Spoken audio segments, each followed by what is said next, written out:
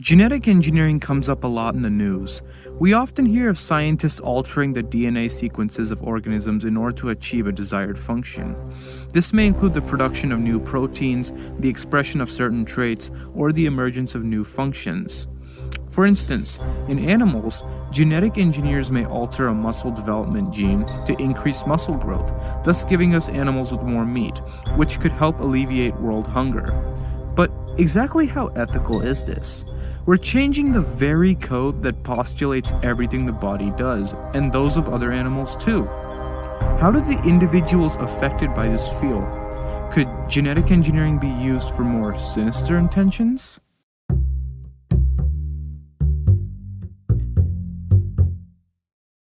Let's say that you're thinking of having a child. Imagine going to the hospital and designing that child, picking and choosing the traits that you think are desirable or better than other traits. How would you feel if you found out that your genetic traits were chosen by your parents because they were the desirable traits that your parents wanted you to have? With genetic engineering, scenarios like this may become a reality. Many of you may be thinking, isn't this a good thing? With genetic engineering, we can design our children to be perfect, with no genetic defects or other genetic problems. But this could result in many social problems. It could create a culture where only certain traits, such as certain hair, skin, or eye color, are considered good.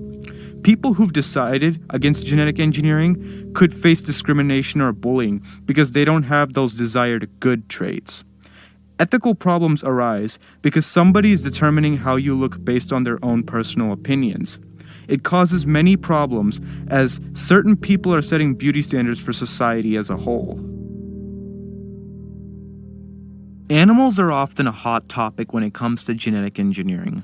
The main issue with genetically engineered animals is that we often only focus on the benefits they have for humans.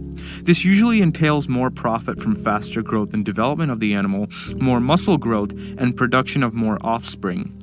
However, are the welfare of animals taken into account? How are they treated in captivity? Do they get clean living quarters, ample space to roam around, and a nutritious diet? Oftentimes, genetically engineered animals live in horrid conditions that are very detrimental to their health. They are jammed into small living areas with very little, if any, space to freely roam around, and their diet is far from nutritious.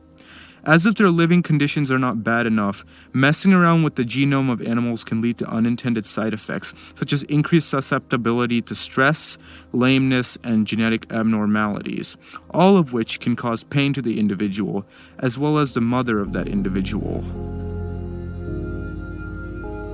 In the past 100 years, 500 million people have died from infectious diseases. Some of these diseases, like Ebola, are extremely deadly. Once infected, survival rates are slim. Others, such as the ongoing COVID-19 outbreak, spread very easily. Given the lethalness of many of these infections, there is the possibility of turning them into bioweapons. Like in World War II, where the Imperial Japanese Army used bioweapons to kill thousands in China. As if biological warfare wasn't crazy enough, with genetic editing, one could construct a pathogen to be more lethal, harder to detect, and easier to spread. Terrorists could engineer a certain bacteria to be resistant to several kinds of antibiotics. Modes of transmission could be expanded, making it easier for a pathogen to spread. People can engineer a virus to target crucial organs in the body, such as the brain or heart, to increase fatalities. The options for death and terror are endless.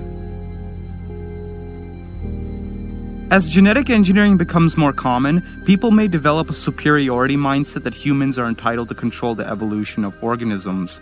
It could become normalized for nature to be full of just genetically modified organisms, with everything being a creation of or edited by humans.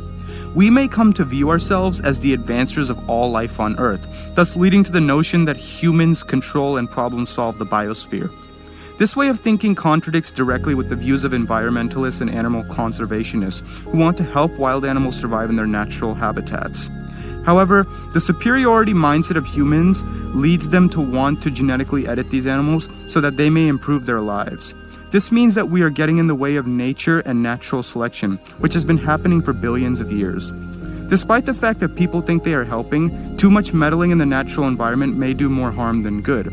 This includes the creation of powerful invasive species that may wipe out native species not fit to fight them off or compete with them. And these concerns have never been more relevant than they are today. Hey, Zach from the YouTube channel Everything Science here. It's true that genetic engineering has given rise to problems we've never experienced, like the widespread destruction of natural genetic diversity that helps give rise to superbugs. And whereas before, superbugs really only affected a single species, now, because scientists are inserting genes from one species into dozens of others, it sets the stage for a single, powerful bug to be able to wipe out dozens of plant and animal species.